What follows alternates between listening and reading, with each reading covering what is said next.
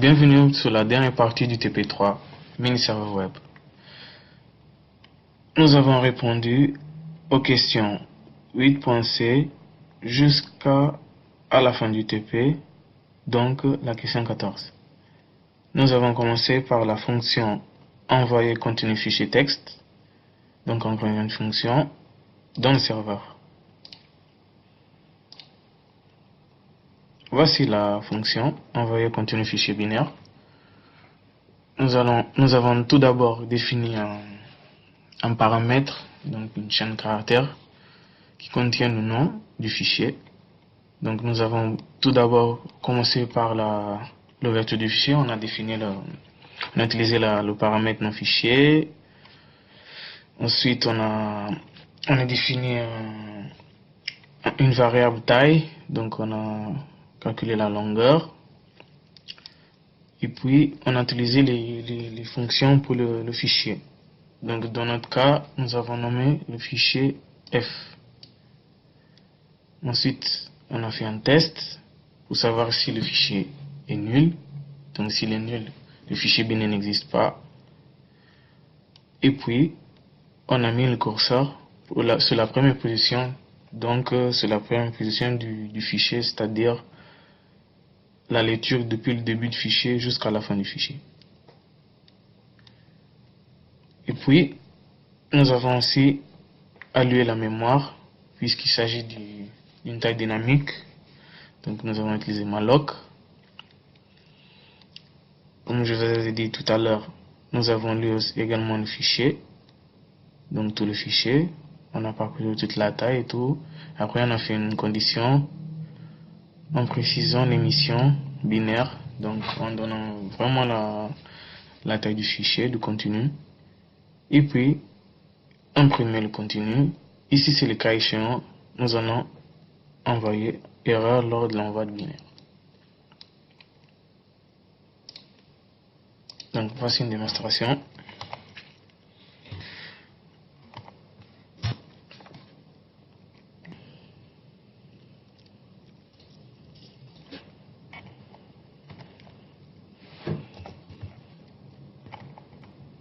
Localhost 13214.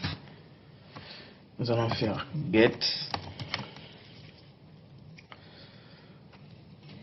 2 suivi du nom du fichier test.txt et puis http.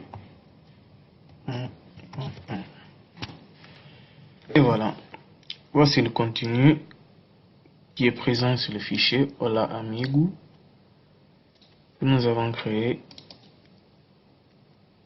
dans le serveur. Voilà. Nous avons réussi à démontrer la fonction que nous avons créée, envoyer contenu fichier texte.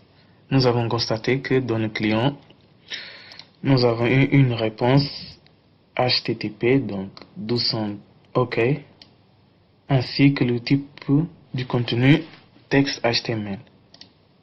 Et dans le serveur, nous avons eu également la taille du contenu 9, ainsi que la requête que nous avons tapée dans le client GET.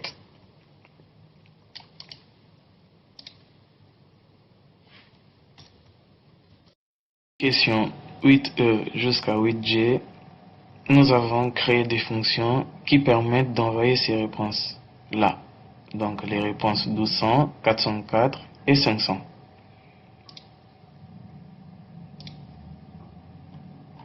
Nous avons commencé par ordre. Donc nous avons commencé par la fonction 200 HTML. Ensuite la fonction 404 et la fonction 500. Le principe pour ces messages est exactement le même. Donc je vais vous montrer comment nous avons interprété le cas de la réponse 200. Donc nous avons commencé par l'envoi de la réponse en faisant une connexion if et on a utilisé la fonction émission. Donc c'est la fonction qui permet d'envoyer le message. Donc avec http 1.1 200 OK. Donc pour les autres cas c'est exactement la même chose, mais on remplace 200 par les numéros respectifs.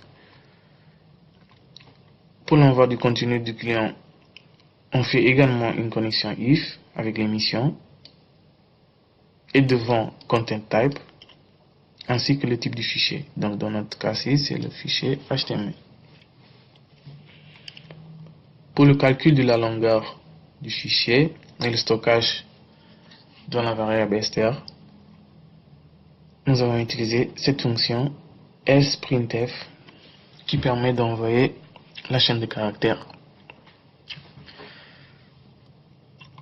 Pour la concaténation, nous avons utilisé la fonction str4 donc qui permet de concaténer la valeur du contenu devant son ancien content-left. Donc nous avons utilisé bien évidemment la variable content-left ainsi que la variable str.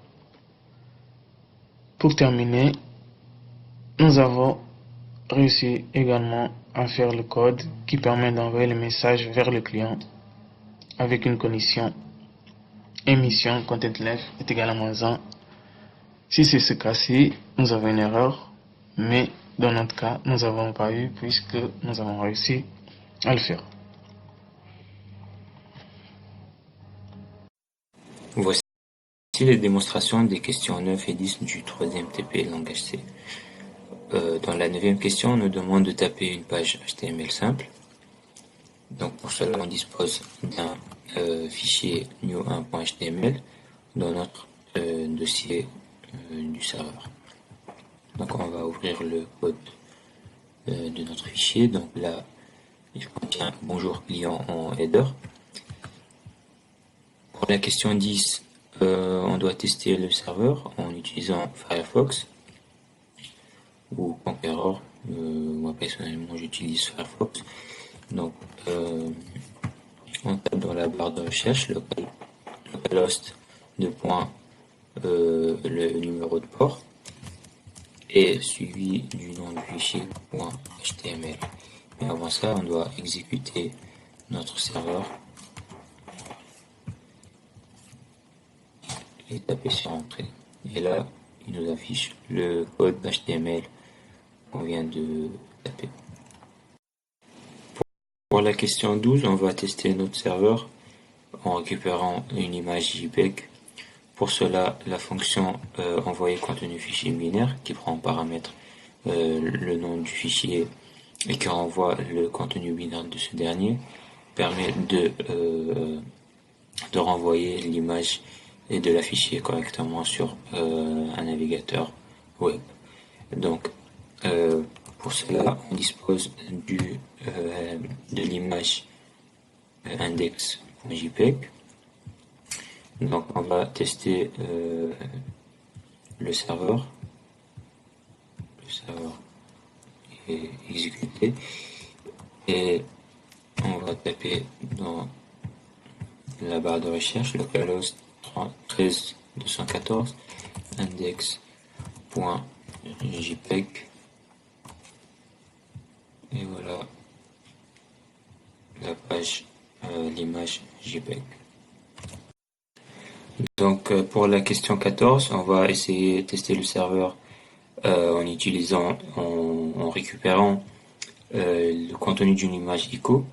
Donc on vérifie bien que au niveau du serveur, de ces serveurs, on possède bien un fichier de type ICO, donc index.ico, et on va essayer de